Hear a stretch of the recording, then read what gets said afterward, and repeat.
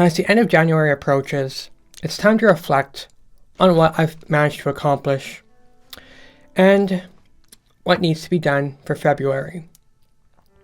When I began work on Zeta Companion, I knew that there would be a time limit for how long I could take to jump on the creation and implementation of the project.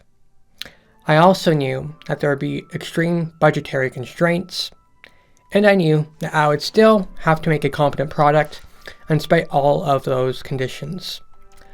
And I'm incredibly proud of the technical work I've been able to put in to make a fully functioning product in spite of the current challenges. However, there still lies a looming threat of financial stress as debts climb, inflation continues to rise, and the uphill grind of financial viability has only gotten worse as mass layoffs prevent would-be customers from being able to spend on new things.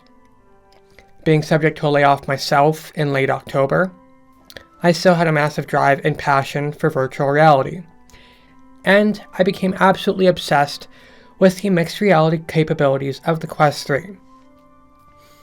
And ultimately, it led to me reinvesting my time and effort into fleshing out a dedicated mission for my freelance company, Zeta Studios, on the off chance that I could continue my dream of making compelling experiences for people to use and enjoy. Zeta Companion was able to push 2 major updates this month, starting out with an impressive mixed reality prototype at the beginning of January, before completely superseding that prototype with another update later in the month. After incredibly hard work, the project has officially moved from the prototyping phase to a public alpha for people to give early feedback on via Patreon. So, let's take a look at February and what the goals and the current challenges for Zeta Studios are. The plan is to continue fleshing out Zeta Companion and to get it ready for a late February release on MetaQuest's App Lab, and to release the mobile version of the application on Google Play. In addition, working on the code infrastructure that will be required to support a large-scale release. So, let's be candid about the current challenges. The current challenges are we have no budget for marketing campaigns and an inability to take on temporary losses to grow a user base through trial and use of the service. This means Zeta Companion will have to adopt a hard stance monthly subscription with no demo or free trial of services. AI technology is just very expensive to run.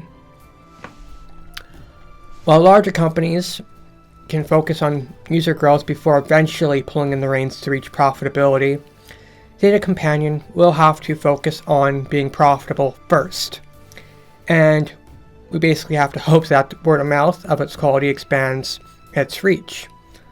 And being available on as many storefronts as possible will be paramount for the project's success plan. So, let's talk about how marketing has gone currently. So far, we've gotten a lot of, eyes on the project through YouTube Shorts, and we've also seen some success doing live streamed work of the project and, showing conversations with different companions in the Zeta Companion product through live stream. However, let's just say that the current, perception that I've gotten through the current data and just analytics and people commenting on the current stuff about Zeta Companion is that it's a bit of a polarizing project. And the current sentiment is that, the idea that there would even be an AI companion is sad, depressing, or the developers working on the project need, some kind of therapy. And I think it's important to kind of look at this critique and see, okay, what can we do to alleviate, this perception? And if we can alleviate it, how do we appeal to the people who are, actually going to invest in a project like this? So I think the biggest thing is that the project at the moment is very uncanny. And so when things are kind of uncanny, people kind of have a inclination to want to not exactly like what they're looking at. So there's a few key areas where Project Zeta will have to improve. Firstly, the way the avatars look definitely needs to improve over time. How seamless the conversations are. We are working diligently on making sure that the conversations can be faster flowing and more seamless, but we're really pushing the limits of current day technology, so we will possibly have to wait for technology to also just get faster in general, but this is something that I'm hoping can be addressed with Zeta Companion.